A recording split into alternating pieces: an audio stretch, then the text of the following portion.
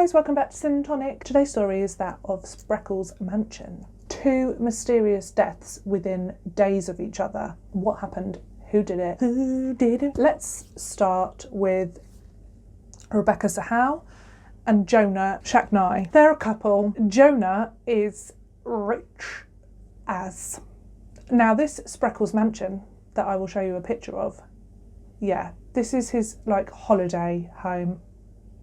He's got some pennies. He is the CEO of Medicis Pharmaceuticals. So yeah, he's rinsing it in. He had a couple of marriages before he met Rebecca, and he had children with those women, a couple of children with the first wife, and then he had Max with his second wife, Dina. Now, Max would often spend the summer with his dad and Rebecca at Spreckles Mansion. What a summer holiday. Let's start on July the 11th, 2011. Unfortunately, and tragically and awfully sadly, on the 11th of July in 2011, Max has a terrible accident and we don't really know what happened. And the really sad thing with this case is that it seems like what comes later, which we will go into, really overshadows what actually did happen to Max that day. So let's have a look. At the mansion is Rebecca Sahau, and she is taking care of Max and her younger teenage sister, Zena. She's 13. At some point, there is this awful occurrence, and Rebecca, she said that she was in the downstairs bathroom when this event happened, and she heard a noise, either like a bark or a crash or just something that was, she was like, what? Okay. And Zena was upstairs. She comes out of the bathroom and she finds poor Max in the hallway, in the entryway on the ground floor. Basically, he's fallen from a height. There's a chandelier laying next to him that's come down with him, and he's just laying there. And basically, she said at the time that he kept saying the word ocean to her, but this was then contested because of the injuries that he had. And when first responders arrived, he was unresponsive and he wasn't breathing, and they don't think he'd been breathing for a long time. So it was questioned later on, how on earth could he say ocean if he was, A, not breathing, or B, with these injuries that he had. So what it looks like happened was that from the second story, poor thing, he's come, because that's where the chandelier was, so he's come over the banister, fallen face first, and had horrific injuries. There was an injury on his back, which suggests that he sort of fell onto a banister on his way down. And yeah, so he landed on his face. A lot of the injuries, there was a really severe injury to his spinal cord, and this was the injury that then affected his breathing and his heart rate. And yeah, and that's why they question the fact that he was saying ocean. Okay, so something to think about there, just to start with. So on finding Max, obviously that's horrific, and what a thing to find, if we believe that she found him and didn't know anything of it. So this is what Rebecca says. She then called for Zena to call 911, which Zena did. So she called them and they arrive at the address a short time later. Later on when all of this stuff, sorry, I'll put the pen down. Later on when all of this stuff was looked into, it was really interesting because when he'd fallen in the hall at the bottom of the stairs in this grand entrance, there was his scooter that was apparently laying across his leg, and the dog Ocean was there, and there was a ball. Now, all of these things, nobody saw this, or if they did, or if there was foul play involved, nobody's ever spoken of it. So, but they found the same paint and the scratches on the banister at the top of the stairs matched the bottom of the scooter. So it kind of looks like this was a suggestion, but it does kind of look like it. Like his scooter was almost at some point on the banister and then popped off. So, I mean, he was 6. I'm not sure if I mentioned that before, sorry. He was 6, so it is just sad. It's a child, and any death of a child just gets me. But it's like, okay, maybe he was trying to do like down the banister sort of thing. Do you know what I mean? And yeah, the marks on the scooter and the paint scuffs and the marks kind of like almost suggest that that's kind of what was going on. It was also suggested that he would often play in the hall. I mean, it's not like your bog standard hall, it's like huge. And he would often be playing in the hall, which, by the way, just makes me think of like The Shining and The Omen and horror films. Like, no, if I ever get like a really super fancy house and the kids are like playing around in the hall, it's like, no, you've got a bedroom, get in it. Thank you. Beside the point, because it would just freak me out. I'm like, oh, is it you? Are you real? He was often playing in the hall. Another suggestion, because the chandelier's come down, hasn't it? That's in the downstairs as well. So another suggestion was that his ball had like gone into the chandelier, and that he was like using his scooter to get his ball out of the chandelier. I don't know. And then like toppled over. His mother, Dina, she hired a private investigating firm to look into it, and they couldn't really replicate or really say, oh, like this happened. But there were suggestions made. And then at the autopsy of poor Max, a trauma surgeon, he suggested that there was foul play involved, and that the injury and the swelling on Max's brain, for example, and things like that, were consistent with him being suffocated before the incident of him going over, which is just like awfully sad. However, it was ruled an accident, and to this day that's how it stands, that he had a tragic accident and he fell over the edge of the banisters. Now, when you look at the pictures, I'll try and find some and put them in the screen. When you look at the pictures, you can kind of see that the banisters, because they said about his point of gravity, his centre of gravity, not being, like, it would be physically impossible for him to topple over. Okay, fair dues. Like, you know, that's what they did some experiments and that's what they came up with. So that would suggest foul play as well, wouldn't it? Well, if he physically couldn't have fallen over the banister, like, you know, what happened then? But again, he's 6. They're agile. He could have climbed up, or like, you just don't know. And that is the sad thing about this case, we just don't know. But it is ruled an accident. But when you do look at the picture, you can see, like, at the top of the stairs, the curvature of the banister as it goes down is lower than like up here on the landing. And you can see from like the doorway where the photo's taken that like when you look at it like that, to me it's like, well, I reckon he could have toppled over that easily. It's marked down as a tragic accident to this day in the eyes of the court law. They noted there were no cuts on his hands, and like if he'd have gone over and like grabbed onto the chandelier or whatever, like it would have cut his hands, and there was no injury to his hands and things like that. Yeah, I mean, how can you... tricky one, and very mysterious, I would say. Although when you look at the paint on the bottom of the scooter and the marks on the banister, it is almost like yeah. My kind of gut feeling with that is that something happened with the scooter,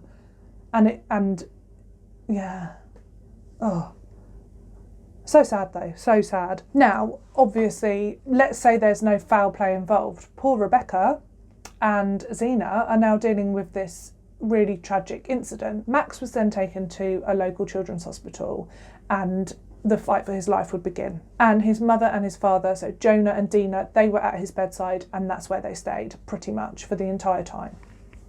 Rebecca, on the other hand, she didn't stay at the hospital. Sounds like that Dina and Rebecca had a bit of a spicy relationship, but we're going to do like that. Exes and new girlfriends, whatever. So she was then in charge of kind of like just helping out.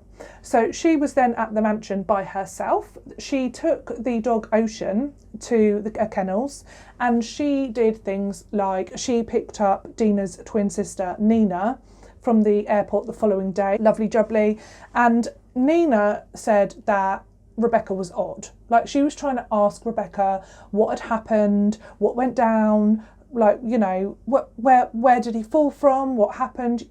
When these things happen, you just kind of want all the information, don't you? And she just said Rebecca was really weird, and like she was like weird and standoffish, and she said twice that he fell from the bedroom, you know. So, but again, people behave weirdly in these situations, like you, and that was a really traumatic thing to find. He fell face first from the second story. So assuming there is no foul play on Rebecca's part, I mean, yeah, like that, finding that, he had facial injuries and, oh, okay. So not nice at all. So Nina wasn't happy about Rebecca's behaviour at all. She thought it was odd, and she told her sister when she got to the hospital to visit, she was like, oh, she was weird. But they didn't like her either, so... Rebecca also collected Adam from the airport. Now, Adam is Jonah's brother, so like her brother-in-law if they were married. That evening, after she collected him from the airport, herself and Jonah and Adam, they all had dinner together. They went out to eat, and then they separated, and Adam and Rebecca went back to Spreckles Mansion, and Jonah went back to the hospital or Ronald McDonald House, where he was like staying and recuperating and sleeping while his son was in the hospital. Now, this is when it gets spicy. This is what Adam says happens. Adam, he's in the guest house of Spreckles Mansion, which is vast as well, and Rebecca is in the 27-bedroom mansion all by herself, and not even with Ocean the dog, because he's at the kennels. Like, a bit scary, isn't it? Again, I would never do that. Like, that is like something like out of a horror film. Thank you. And really sadly, it ended badly for Rebecca. There are weird things about this, like really weird. On the morning of July the 13th at about 6:45 p.m, Adam makes a phone call to the police. To the cops. And already, like, the first thing that comes up in this case is just weird. He's like, I've got a girl here. She's like hanging. A girl, or yeah, like what? Her name's Rebecca. You had dinner with her last night, fool. Do you know what I mean? Like, the way he worded it was just odd. And then, like, the call goes on. You can listen to it. It's on YouTube. The call goes on, and it's like, like, the responder's like, is she like breathing or whatever, you know, the questions that they sort of ask. And he's really weird. He like shouts at her dead body, because she is dead. He like shouts at her saying, are you dead? Or something like that. Are you alive? In American. I made that really posh English, but yeah, in American. And it's like, well, in an American accent, it's just like, well, what? Douche? Like, what a dick. He just sounds like a dick on the phone call. You're like, okay. Again, you have to give people the benefit of the doubt, because when weird shit happens, like, who knows how you're going to react, but you listen and tell me it's not weird, it's weird. So that happens. This is the phone call on the morning, and what he has found is the naked body of Rebecca Zahau, and she is hanging from her bedroom, the bedroom that she was staying in, the guest bedroom, off the balcony, with her hands and her feet bound in red rope. Hands and feet bound. Right. Hanging naked. Right. The police come, and there's lots of questions about how evidence was handled. In the guest bedroom where Rebecca's body has been hung from, there is a red rope, and it is tied around the bedpost of the foot of the bed. So it's tied around there. And then that rope extends across the room and over the balcony to where Rebecca has been found, hanging below. Like I said, she's got the noose around her neck and is hanging, and she's got her hands bound behind her back and her feet bound as well, her ankles. And she's got a blue top wrapped around, like, her face and the sleeves are like as a gag in her mouth. Yeah, so bizarre. Also in the bedroom is found to be 2 knives, a smaller one and then a bigger one, and 2 paintbrushes, one which has black paint on it and one that seems to be clean. There's also like a towel and a carrier bag, and a tube of black paint is found underneath the carrier bag. So all of these items are in the vicinity, in the room, the guest room where she's meant to be staying. On her body, they found what appeared to be like tape residue, and she was on her period as well. We'll come back to that later. So the paintbrush. On the back of a door that led down to the balcony where she was found was a cryptic message. Okay, get this. She saved him. Can he save her? Right. Written in black paint. And in the room where she was, meant to have popped herself off is the paintbrush and the black paint. Now, here is where my suspicion is like massively peaked. First of all, what a message. Just think about that. Like, why would she write that? That's not like a suicide note, or even like, she saved him, can he save her? What? Like, that's not what? I mean, I don't see why she would have written that if she was killing herself. Okay. Secondly, the paintbrushes. There was no fingerprints found on these paintbrushes. The one with the black paint on that had been used to write that message. So what, she did it and then came and wiped the brushes? There's a lot of thought that she would have had to make all the way through this to like cover her tracks that she was going to kill herself. But why would you? If you were going to kill yourself, why would it matter to you if your fingerprints were found on the paintbrush that you used to write the message with? Like, what? Do you know what I mean? That gets me. I'm like, no, okay, well, that's just like weird, isn't it? And the message, it's all just like kooky and bizarre and reeks of foul play, as they say. There's also paint found on her body. However, the black paint, like, that's kind of on her, there's some on like her nipple, and it looks like someone has got the paint and like almost like tweaked her nipple. Why would she do that to herself? I mean, yeah, okay, maybe it was just a bit of a mess and that's just how it comes across, but that wasn't really it. But weird. It was looked into, the old writing on the back of the door, by handwriting experts and things. And again, there's a picture with like Adam's writing and her writing. Her family were like, that wasn't her writing, no way. And when you look at like comparisons with Adam's writing and the writing on the door, like the letter A and I think an M, like it's like, okay, that really, like that just looks like the same person wrote that. What are we doing here? Like it does. I'm no expert, but that looks like his A and his M, 100%. Anyway, the other thing to note with the black writing on the door is that the expert said it would have been like written at like arm shoulder level, like that if you were writing on door, maybe a bit higher, writing on the door like this, painting on the door. However, it was painted at like 5'11", and Rebecca Zahau is 5'2". Where did the magic step go that she chose to like stand upon to write this message? She certainly wasn't doing it like this, like you wouldn't assume. So this is what the expert said. He was like, that doesn't seem like a 5'2" person wrote this. It seems like somebody, a lot taller. And Adam, he was 5'10". Now, Adam, he says that on the night that this all went down, he took a sleeping pill. Of course he did. He took a sleeping pill and he was like knocked out and he was asleep at like 8. Yum. Okie pokey. So, what other evidence is there? Let's have a look at that.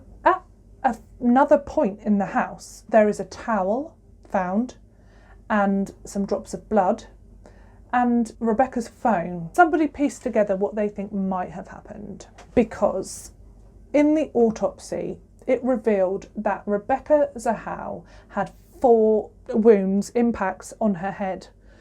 And how on earth does that happen when you hang yourself? They tried to argue that she would have gone to the balcony and gone head first over. let me slow down, because they did prove that somebody could bind their feet in the fashion that she did, and they could bind their arms by doing it at the front and then slipping one hand out, putting your hands behind you and slipping the other hand in and then pulling the rope. Effort, but they did prove that you could do that after you've gagged yourself and put the noose around your neck and tied your feet, and then you do that, gag and bind your own hands and pull it tight. So it's like, you know, and it is known that people that are going to commit suicide do things like that because it's like they don't want to stop themselves. It's so sad, but that is a known thing. So it's not like completely unheard of in suicides. Then she would have hopped herself to the balcony and then hopped over. This is what is suggested by the defence. So she would have gone head over. Now, that is how they're saying, like, oh, you know, she could have banged her head on the way down and this and that and the rest of it. Okay, that's up to you to decide, or whatever you think about that. They also noted that lots of people were concerned with how far the bed had moved from the wall, because there's pictures of that too. And it's like that much, you know, like you can see the indent in the carpet where the bed was, and the bed's just moved like this much, like 7 inches. People were like, oh, you know, but she wasn't very heavy. So I'm neither here nor there about this point really personally, but she, you know, people argue that the weight of a body falling off of a balcony, like from the 2nd floor, with quite a lengthy rope drop, we'll get to that in a sec as well, would have moved the bed more than these like measly 7 inches. So people are like, you know, not happy about that. The other point to mention here is the drop that, you know, happened. So from the 2nd story to the drop that there was, it seems like not enough damage to her neck. I hate talking about this. But basically, like, you know, there were experts that were saying if she'd have dropped like that with her weight and blah, blah, blah, you would have expected basically decapitation. But no. And there wasn't even like part decapitation or anything of the sort. So, you know, it was more suggestive that she'd been manually strangulated previously to going off of the balcony, and that it was more suggestive that she'd just been lowered off of the balcony rather than dropping off. Now, the other side argue that because the lack of like decapitation or semi-decapitation was because of the way she went over, and that she would have gone head first, therefore she didn't just go like jump down that full amount, she sort of tumbled out, and that's what they say, that's why there wasn't as much damage to her neck. So who knows? Anyway, so back to the towel and her phone and the blood drops in this other part of the house. So like it kind of was suggestive of she's had a shower, she's out of the shower. They found menstrual blood on her thighs as well. So she's had a shower, she's come out of the shower, there's blood on the floor where they think she was struck on the head 4 times, and that's where these 4 head injuries come from. And they would have been enough to knock her unconscious, supposedly. So she's knocked unconscious in this area of the house, and then she's unconscious, she's bound, she's gagged.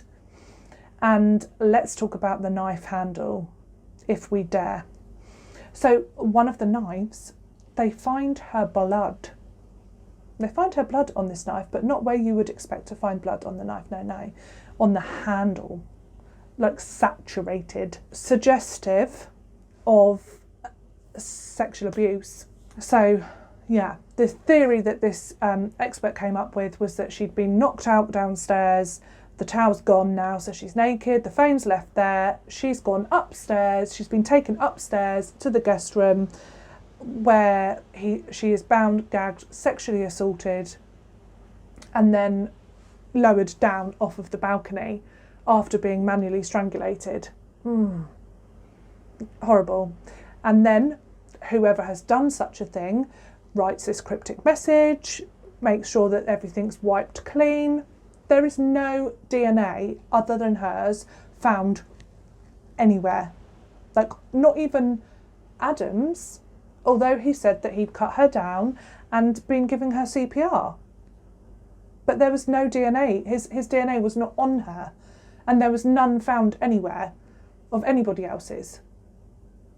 Now, that could suggest that there was no foul play and that she did commit suicide and nobody else went anywhere near her, went in the room or whatever, but he did say he touched her and did the CPR and cut her down. He did cut her down, but it's weird, isn't it, that there was none of his DNA on her if he had been giving CPR. A relative also noted that on the phone when he's meant to be giving her CPR, he's like literally on the phone. Like, it's not like he's put the phone down and he's on speaker or whatever. The phone's like right to his mouth. How is he like doing? So she questioned that and she was like, he's lying. He didn't give her CPR. He wasn't giving her CPR. He's like not helping her at all. They took the phones of Rebecca when her body was obviously discovered, and they took Adam's phone as well. We'll get to that. It was a bit of a shame because it was really disrespectful how Rebecca's body was treated. She was left naked, exposed, bound on the lawn where she'd been cut down for hours. And there's, I'm not going to show it on here. You can find it if you want, but I don't like it because it's just so degrading. And like a news helicopter is like flying above and just filming her, like she's dead and she's naked and it's just awful. Like it's not classy. Not classy at all. Her family also said that she was very religious and that suicide just wouldn't have been on the table, but you can't really speculate. You don't know what's going on with people. It's hard to say that, she would never do that. It's hard to say, but this is her family and they say she was very religious and she wouldn't have taken her own life. They also say that she was very modest, and it is unusual, and I think this came up at the trial, that I don't think there's ever been a recorded case of a female committing suicide or hanging themselves naked. And it is an odd one, isn't it? So, like, yeah, she was naked the whole time, supposedly, because the black paint. So supposedly she's gone down and written that on the door, and then like there's so many steps to it. The girl that they used to prove that she could have bound herself and then hung herself, she said, we've proven it's possible, but it's also lengthy, time consuming. There are so many moments in which you could change your mind. It seems excessive. It seems really highly unusual, and my gut says that there was something sinister. So they take their phones. Throughout the evening, she's had correspondence with her sister, her mother, I believe. They've been talking. There's been texts that have gone back and forth, and then there was a text from Nina, so Max's aunt, Dina's twin sister, to say could she come over and discuss Max's accident. Now, going back to that, that's iffy as well, isn't it? The whole, like, Max's accident, like, it doesn't seem like everything's adding up, although the paint on the scooter and the marks on the railings kind of, like, there's a part of me that's like, oh my God, maybe he did just do something childish, he's 6, and put the tried to anyway. So she wants to have a chat, and that message is like never responded to. Now, iffiness, the police found a voice note left at 12:50 in the morning AM, and they listened to it and said that it was from somebody saying the condition of Max had really worsened. But then that voicemail or voice note, it was deleted, and the police wouldn't divulge who left the message. Why?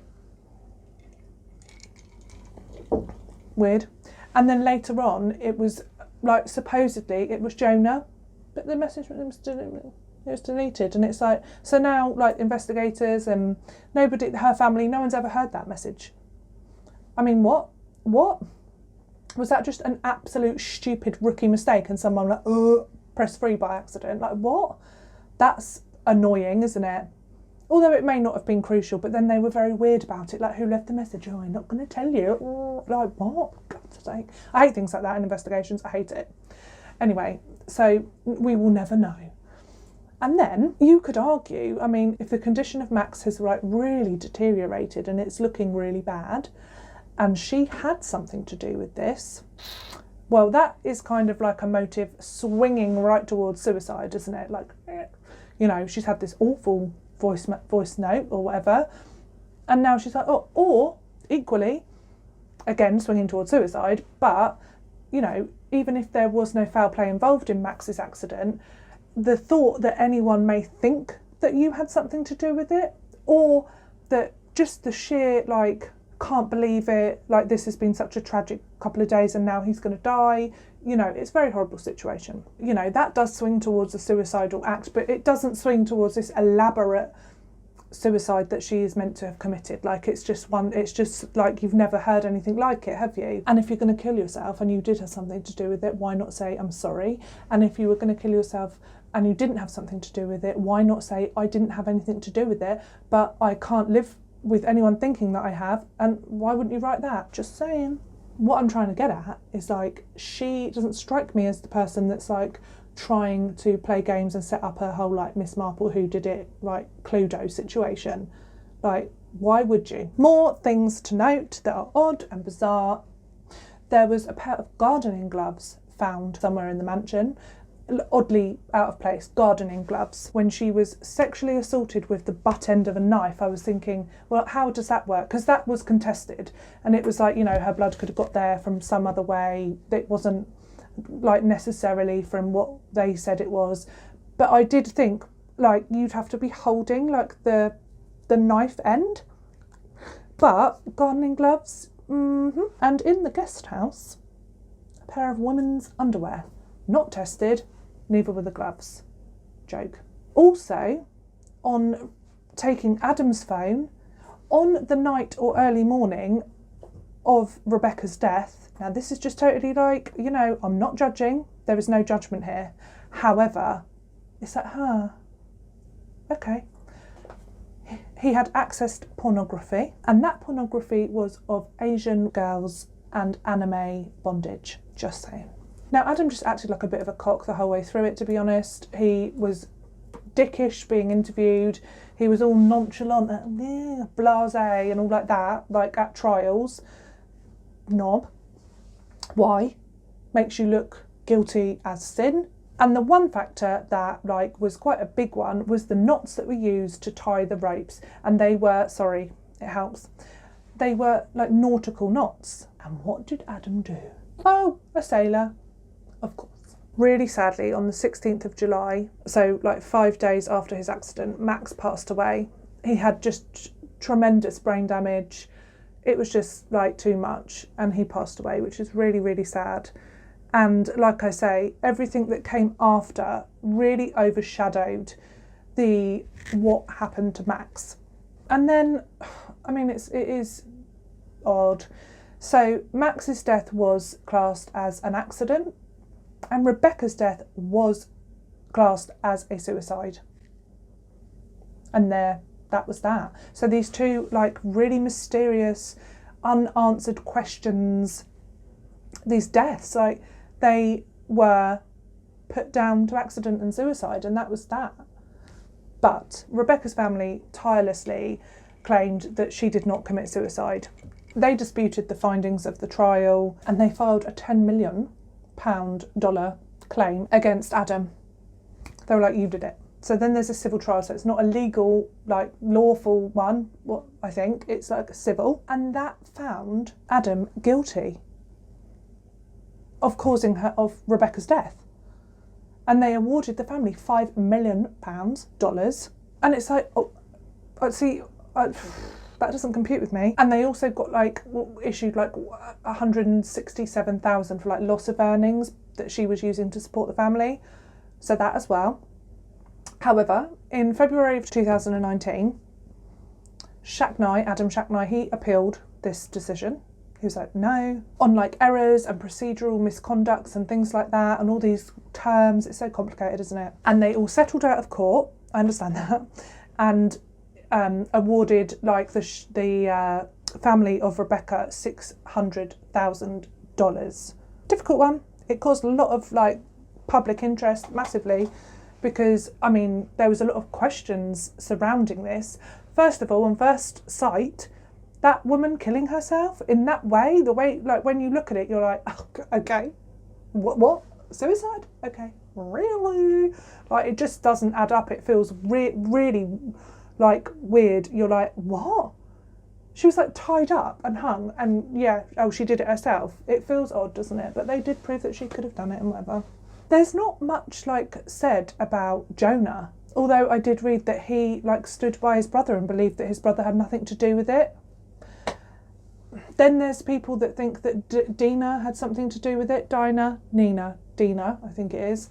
Like, you know, that she hired someone to kill her. You know, there's all sorts of like theories and stories around it. Oh, cases like this, I just like want to know what happened. But yeah, it's really ultimately just really tragic. It's so sad that whatever happened to Max happened. The same for Rebecca. Like, what happened? Feels like there's a lot of evidence that wasn't looked into and wasn't picked up on, and maybe I have also missed something. If I have, let me know in the comments, because there's quite a lot to this. Something tells me Adam was a naughty boy. Thank you so much for joining me for another episode of Sin and Tonic. I hope you can join me next week for another true crime story and a glass of gin.